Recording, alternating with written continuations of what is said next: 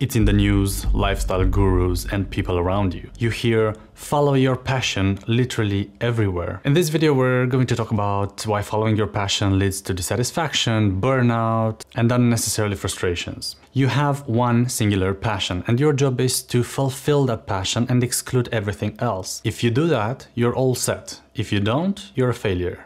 How does it sound to you? There is this study conducted by the University of Montreal and Canadian census data of 500 students, where 90% were passionate about sports, arts, and music. But according to the numbers, only 3% of all the jobs in Canada are in sports, arts, and music. That means just a few of those 500 students will actually be able to follow their passion. I'm 16 years into this video creation field, and what happened to me in the first 13 years is that I was really passionate about what I was doing. But in the last 3 years, when I changed my mindset and I was putting more effort into growing a business, developing an infrastructure for people to access, and actually helping them build their businesses, was that I started to fall short on following my passion, and I'm now more passionate about containing people's businesses and making them thrive and me becoming better at this. There are also studies that show that salesmen who are assertive and passionate, they fail because they easily go in burnout, and they also die younger because you're more exposed to stress, you're more exposed to perfectionism, ultra perfectionism,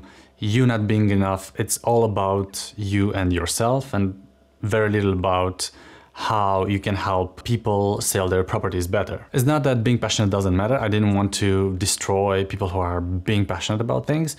It's just that there are some other skills that matter more than being passionate. For example, the skill to communicate. Your network matters more than being passionate. It's more important to learn how to learn rather than to perfect something that might not be in the interest of most people. And I don't say it's not doable, it's definitely doable, but the effort that you have to put can be exponential, so be prepared for that. Another flaw of being passionate about something is that passions change over time.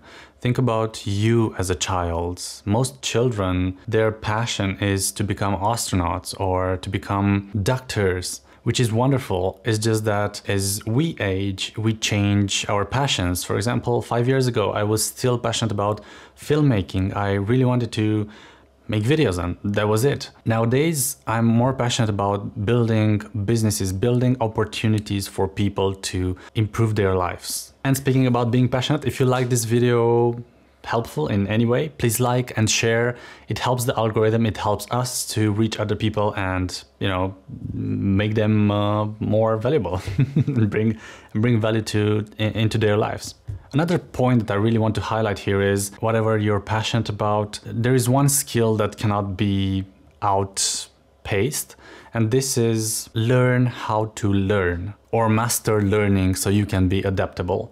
Because with these fast-paced environments, with the technology evolving, with AI taking over, it's crucial for anyone to be able to adapt, to be able to learn fast what that new job is about. And the ones who adopt it first, they are the ones who take the advantage and, you know, get wealthy. Nowadays, there is this rhetoric of self-growth, of hustle culture, of becoming better, of just doing it, which in my opinion, it's really tiring. Honestly, I couldn't keep the pace for more than, let's say, a couple of months. I was constantly tired. I felt lost. I didn't know where to start from. There is this quote from Viktor Frankl that says that you can take everything from a man except for his meaning, which means that once you find your meaning, it's easier to create jobs that you might actually enjoy, that you might be passionate about. If you follow your passion and then you try to find jobs that match your passion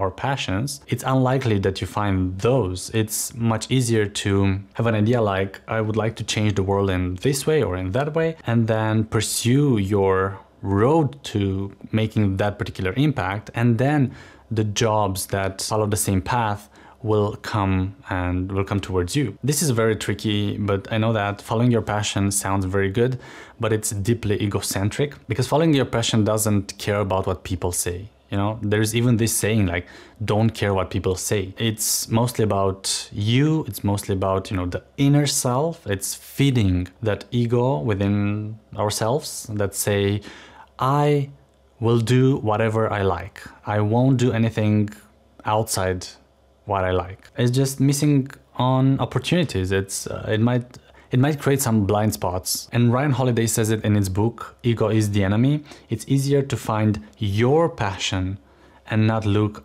at what the world needs now. If this is not the way to success, then what's the way to success? And the answer is simple. Do what brings people value.